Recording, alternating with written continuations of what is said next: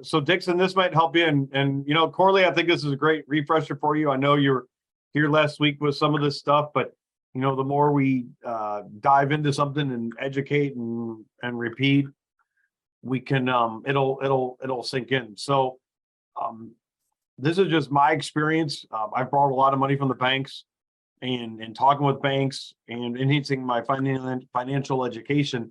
The biggest thing that I always preach is, you know, we don't get to write anything off. It's an expense. It's an expense. So, you know, to me, you know, speaking that language is what has, you know, helped me grow this. And I got some big things on the horizon, and it's too early in the game for me to talk about it, but I'll be able to talk about it. I'm gonna have one badass story to tell. So guys, it's pretty simple. You know, we have expenses. So how I define expenses is they're indirectly related to generating revenue. Okay. Now, when somebody says, hey, is your business in the black or the red? So when a business is in a black, that actually means the business is generating a profit. Okay. When a business is in the red, that means the business is losing money. You know, so if a banker's talking, you ask, hey, how many months has your business been on the black compared to red? You know, you can look back off a profit and loss statement over time and say X amount. Another big part of an income statement is called COGS, which stands for cost of goods sold. Those are the direct related expenses to generating that income. And I got an example of an income statement here that I'll present, and I'm going to show all this stuff in there. Have you ever heard the bottom line? That's net income pre-tax. They call it the bottom line because net income is the bottom line on a profit and loss statement. Top line, it's the total of all the revenue generated. These are some institution using financial conversation.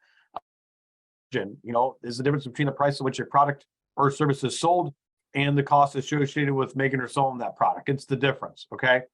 Gross profit revenue minus cost of goods sold. So I use QuickBooks. There's different accounting programs and different software, but QuickBooks is king. You know, I use QuickBooks. So QuickBooks has a term called chart of accounts. It's a term QuickBooks uses for each different expense and income category, and I'll talk about it. There's another financial term. It's called depreciation, and depreciation is an accounting method used to allocate the total cost of a tangible or physical asset over its useful life. Okay, there's multiple times an asset can be depreciated. There's accelerated, flatline, and delayed. I'm not going to get into those here because that would mean, you know, each business is different and there's a time and a place to use them. I personally like flatline.